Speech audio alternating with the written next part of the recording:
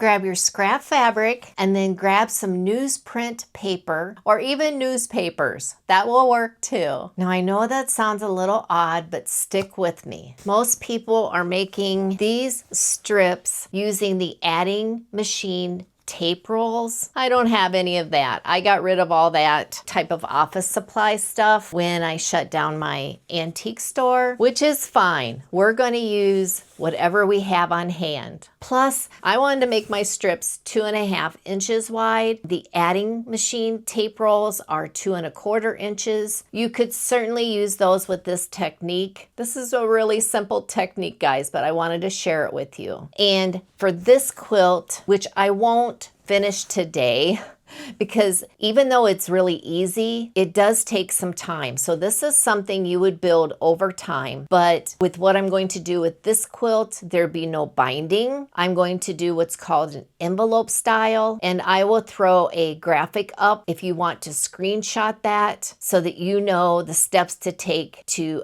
complete your quilt. Super simple, I promise.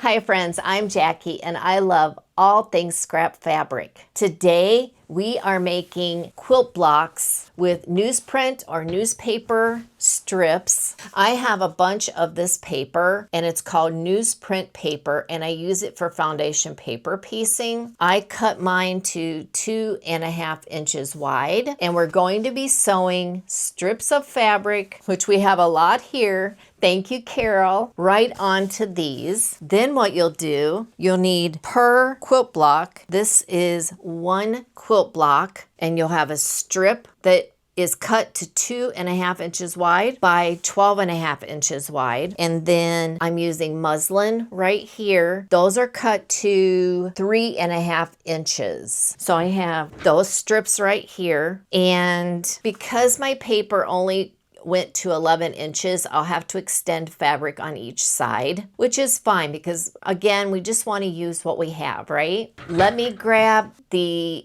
quilt block instructions and I'll be right back. I am making my quilt 48 inches by 60 inches, give or take, because you know how we do things here. It doesn't always work out. I do trim my block to 12 inches. So 1/4 inch on each side, we're going to lose in the seam allowance. You will want 52 inches by 64 inches. Remember, we always want extra batting. And the backing, I'm going to use muslin. This is enough muslin to do that. And the batting I'm going to use, I'm using this polyfill low loft quilt batting, only because I don't really like it and I just want to use it up. So I've got enough for this project. I just don't care for it. But once it's in the quilt and it's all quilted, it'll be fine. And then here's my squiggly lines, and that's kind of what we're going for. These will be the fabric strips, and then this will be the muslin. For the backing, you'll need about 3 yards, and you'll need 52 inches by 64 inches. The layout strategy will be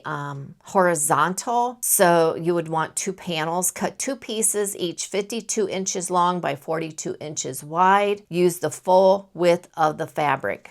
And how I figured that out, I used cinch quilt to design this particular pattern, and I'm using it to design all of my patterns. So if you haven't used cinch quilt yet, you need to go check it out, okay? Now, as far as the pieces go, you will need, for your muslin strips, these, you will need 40 patches that are cut to 3.5 inches by 12.5 inches. For your strips that we're going to put fabric on, you will need 60 12.5 inches by 2.5 inches. And I'm going to show you how to do that on the sewing machine, okay? And then we will sew 1 block together. Maybe 2, we'll see. All right, let's get to the sewing machine. I'm using my Necchi C360 computerized sewing machine. The link for this and the tools I use are in the description box below. Here is how I'm set up. I've got my sewing machine in front of me. Over here, I've got my iron ready to go so that I can press And then over here is where I can cut. That seemed to work for me. In my sewing machine, I just have whatever thread. This is a great time to use up any thread that you want to use. And then when you are sewing on this paper, you want to set your stitch length down to, I'm putting mine on 1.5, and that's so that the paper will tear right off. So let's change that to 1.5. That seemed to work for me. And what I'm doing, I'm not picking colors or anything. I am simply grabbing a piece of fabric, right side up on the edge. And remember, because I have 11 inches here, I need to extend this a little bit. And then I'm just gonna grab another piece of fabric. Don't be picky, just grab whatever your friend Carol gave you. And I'm just gonna lay that right sides down, just like that, and sew that on the edge. And just make sure it's on there because it is gonna be slippery. 1/4 inch seam allowance. It's now secured to the paper. And then we're just gonna flip that up and finger press. And then at this time, if you wanted to press with your iron, you could, and it's looking like this. And you can also trim as you go along if you want. Put that back in the pile. And then you'll just grab another piece of fabric, any fabric. This will work. Totally random.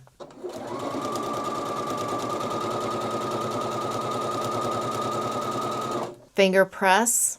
And that one was kind of wrinkly, so I think I will give this a press. And grab another piece. I think I'll cut a piece of this.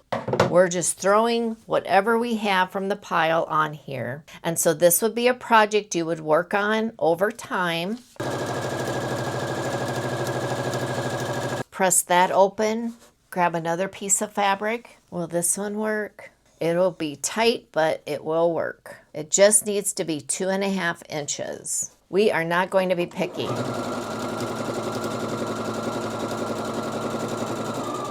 Just like that.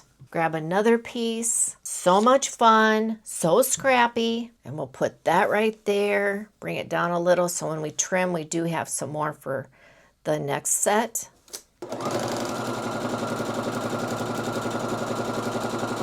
Trim if you'd like. Grab another piece. Isn't this pretty? I like that. Make them as wide or short as you'd like. First, we need to press this open. Then this one can go on the end. You would want to make up a bunch of these, but I'm going to show you me cutting them just so you know what I'm doing. Okay, so now we have our strip, just like that. I did press this, and then all we're going to do is flip it over, and you do have a guideline, okay? And then just line up on that guideline because it's going to be the edge of the paper. And then we'll turn it around. And again, you do have a guide, this edge of the paper.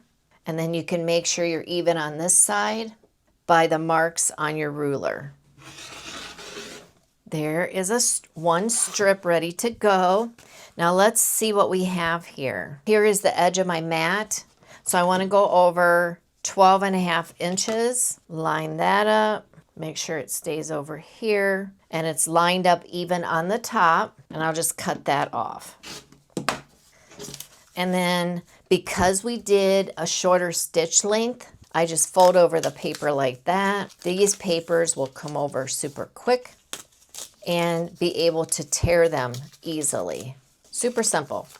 And you have a strip that will go into your quilt block. I'm going to make 2 more of these and I'll show you how to put together the quilt block. I was thinking to myself, and I thought, why do I have to put the paper on? It's handy because it's a guide, but after a while, us quilters know 2.5 inches, right? So we pretty much know 2.5 inches. But what if we just sew these fabric pieces together, measure out 2.5 inches, which I think is right there. And we better make sure, right? Let's measure this. 1, 2.5. There's our 2.5. We have a strip ready to go. And then we just need to cut off for our 12.5. Make sure we're good over here. Maybe just a little sliver. So if you didn't want to use the newspaper print or the newspapers, you could do that. But there we have 2. I'll be back when I have the 3rd one done. We have 3 strips to put into our quilt block. And then we need 2 pieces of muslin. These are cut to 3.5 by 12.5, just like that and that. Then you're simply going to lay out your quilt block the way you want, just like that. Lay these 2 here, lay this one here. Sew across 1/4 inch seam allowance. These 2 are sewn together. These 2 are sewn together. Let's go ahead and add this one to the bottom. This one is sewn onto the bottom, and then we just have to put these 2 pieces together. Then all we need to do is square it up. And like I said, I need to square it to 12 inches. So hopefully I didn't mess up and I can get it to 12 inches, but it looks a little short, doesn't it? Let me look at my seams. Maybe I went over the 1/4 inch. Let's try that again. Let's do this. I know I can trim that side and this side like that. And let's put it on here and see. Yeah, we're a little short, which is fine because that's why you want to make a bunch of these up first. But let's see if we can add this on. It's going to go on like that. Actually like that. I'm calling this the tumble strip quilt because this one goes this way, this one's going this way, and then this one will go that way. And then this one will be ready to add, and I'm not going to add it right now because I may want to trim, but I just wanted to put these 2 together so you could see it and then how I was going to add it on, just like that. I really like this, and I'm pretty sure I have enough scrap fabric here to finish this quilt. And then when I'm working on a project, I know this basket is for this project. I will grab a basket to put the completed quilt blocks in on top, and I know that's what I'm working on. I'll also put these papers in here because I probably will use some of them. And then I'll put my muslin in here, and that's for that project. I want to share some happy mail with all of you. Thank you to Tara. She gifted me what's in here, and I only sliced the top. I have not peeked inside, so I'm so excited. I love these little gifts. Thank you so much, Tara. So let's see what we have, okay? We have a little note here, and it says, "Faith makes all things possible." And isn't that the truth? I love that. Thank you so much. Oh my. Cleaning tools. I absolutely need these. It is so hard to get in there and clean our machines, right? These are the Gypsy Quilter Nook and Cranny cleaning tools and the reusable silicone brushes. And I have been wanting to get these for a long time, so I'm not sure how she knew that unless I said it on a video or something, but thank you so much. So I guess I'll be cleaning my machine. When you use scrap fabric, a lot of stuff gets in our machines, so be sure you're cleaning your machines. I do have a mini vacuum cleaner that I picked up off of Amazon, and that really helps, but you can't get in all the nooks and crannies. So thank you, Tara. All right, there's more stuff in here, you guys. Oh, she sent me some more little cards. Be still and know I will walk by faith even when I cannot see. That's from 2 Corinthians 5:7. I love that. Perhaps this is the moment for which you have been created, from Esther 4:14. God is with you wherever you go. Absolute truth. I love these cards. So now I need to give some things to other people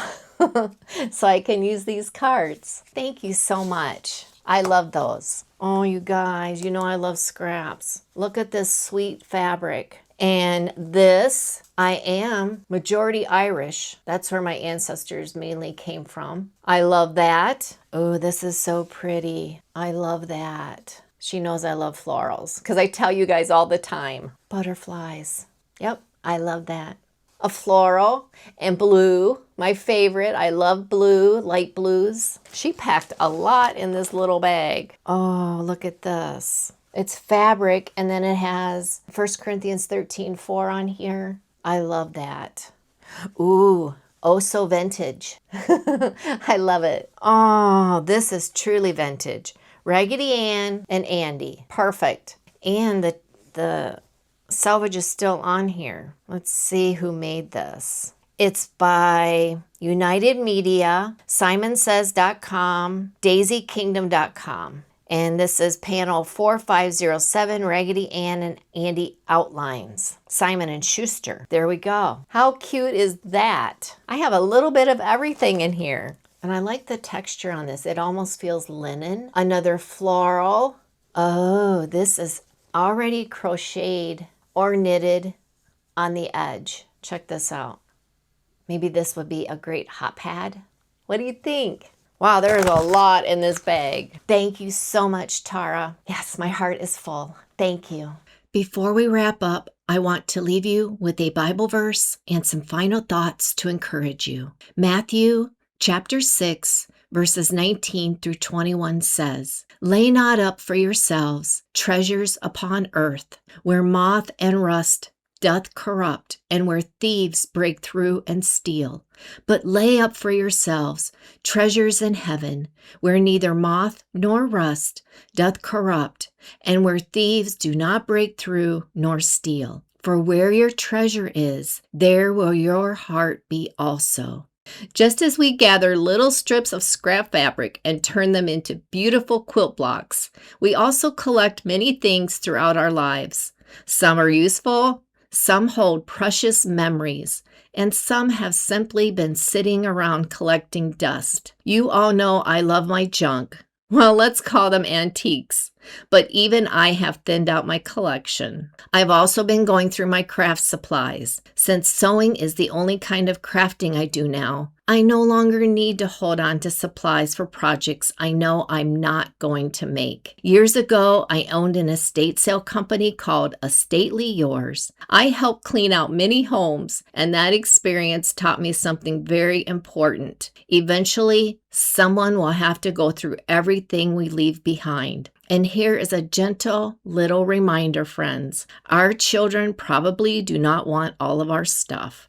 They may treasure a few meaningful things, but they may not want every box, dish, decoration, or craft supplies we have collected through the years. That doesn't mean those things were never special. It simply means they may have served their purpose in our lives, and now it may be time to let them bless someone else. If you're feeling overwhelmed by the thought of decluttering, begin small. Grab a few bags and boxes and set up a simple system. Use one for items you would like to give away, and another for things you may want to sell, perhaps on Facebook Marketplace. Then set a timer for just 15 minutes. You do not have to clean out the whole house in one day. Goodness, we all need a nap after that.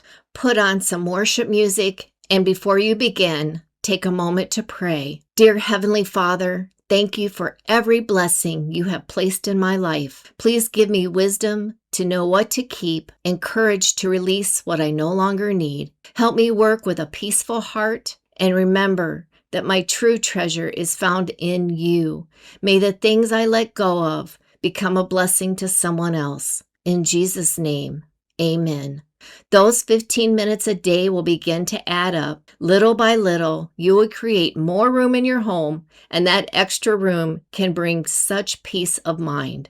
Remember, organizing and decluttering are an ongoing process. Our homes did not fill up overnight, and we do not have to empty them overnight either. We simply keep taking one small, faithful step at a time. As you decide what to keep and what to release, ask yourself where your true treasure is.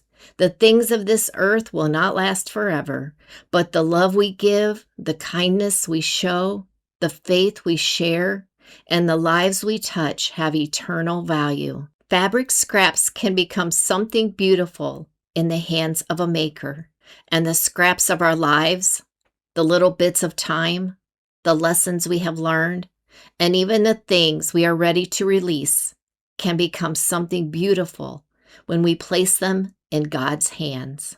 And thanks to all of you for watching, sharing, and commenting. It truly means the world to me. And until the next video, God bless you.